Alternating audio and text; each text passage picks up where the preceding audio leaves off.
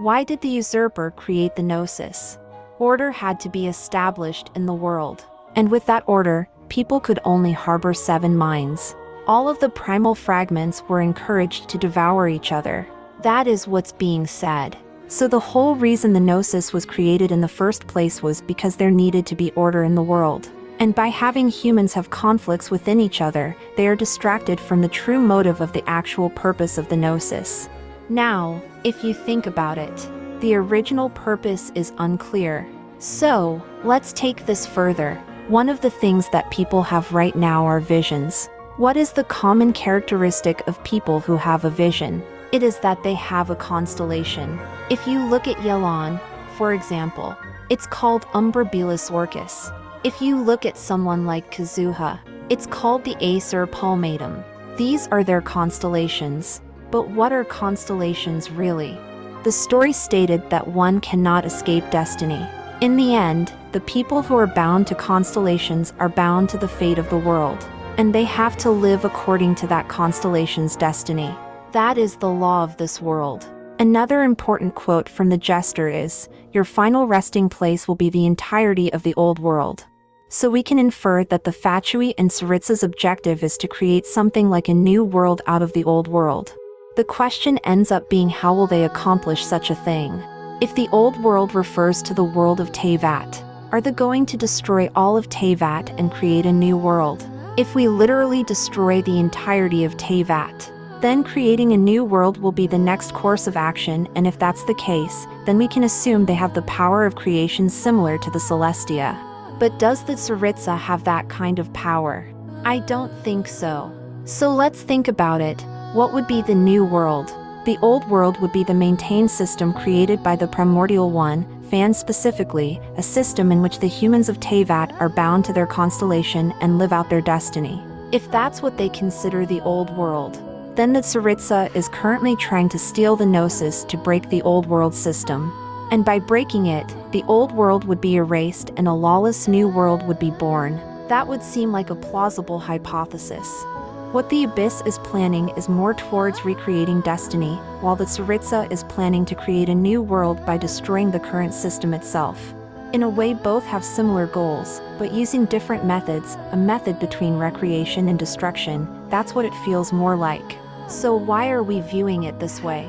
Let's look at the gemstone details in the English version of the game, especially the Shirveda gemstone. What does Shirveda mean?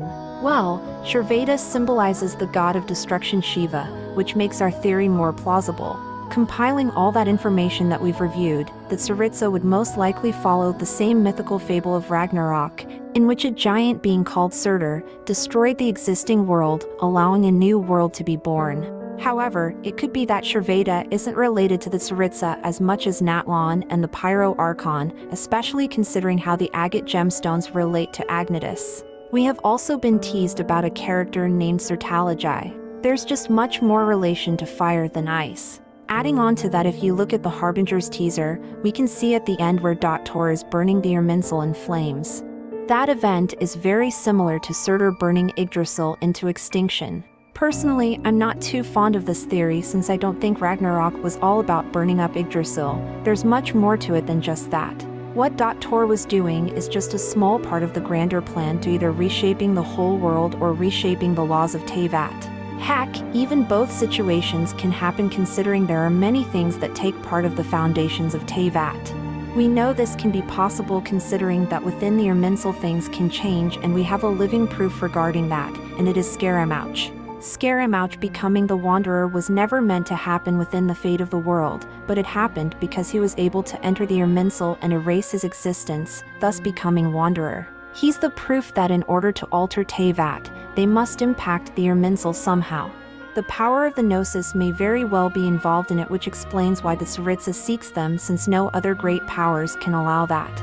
Just by hearing from the Hexencircle members, Mona says that in her experience, there's nothing you can do to shake the prophecies of the world. The witch called En also says the same thing, asking the traveler if Teyvat can actually change that easily, but also remarks that fate shall serve as your only guide no matter what will happen in Teyvat's future. Ultimately, fate shall serve as your only guide, no matter what will happen in Teyvat's future. All you need to do is to play your part. This alludes that the fate has already been decided, which Scaramouch evaded. It can also give light that Scaramouch may have altered his existence by breaking free of the shackle to the world, his constellation. Basically, hydromancy is foretelling the exact future of the date, and visions help nothing on reading people's fortunes. Mona also adds that constellations are patterns of the stars that map out the destiny of vision bearers, past, present and future, everything written in the stars. What this means is that people with constellations follow the path of that constellation, locking themselves in on an already decided fate. And the information of the constellations are stored within the data of Irminsul, which also means that Scaramouch was able to change his fate by deleting said data when he entered with the Traveler. So why isn't the Traveler impacted by all this and is a variable in the course of Genshin's story? The answer becomes simple once you understand everything we have discussed.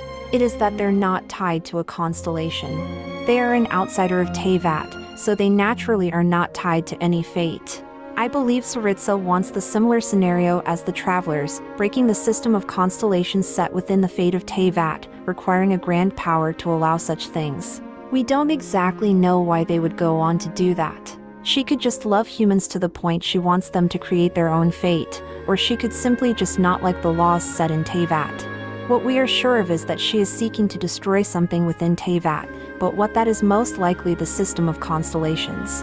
Even Venti refers that fortune reading is useless because people's fates are decided anyway and nothing changes from getting their fates read. This allows us to understand slightly why the Tsaritsa would push for this scheme to abandon the old world.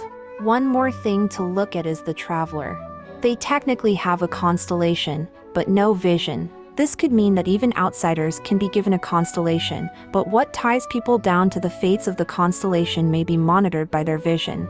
A certain note reads, "This step is vital, for by this, may one avoid receiving a vision by some error." To receive a vision is to sell oneself to the fate of this world to Heimarmine, and to evermore lose the chance to walk the correct path. Therefore, anyone can have a constellation, but visions are what shackles the people to their own fates. Even Nouvelette's story about the vision mentions this. The 7 Archons had to impart a shattered shard of their mastery to people, the order had to be created in the world, and by upholding that order, humans come to only possess these 7 remembrances, and all fragments of the primordial were driven to devour each other. This attests more to the idea that constellations can exist, and a vision is what holds them to that fate. People of Teyvat with particularly powerful desires who have the potential to ascend to Celestia and become gods. To have such aspirations is what threatens the order of the world, so a vision was given to monitor their fates. So they can surveil those people a lot easier, which turned into a system, the current system of Teyvat. And this is that system that Tsaritsa is trying to destroy, requiring the gnosis and in line with Shavada's description.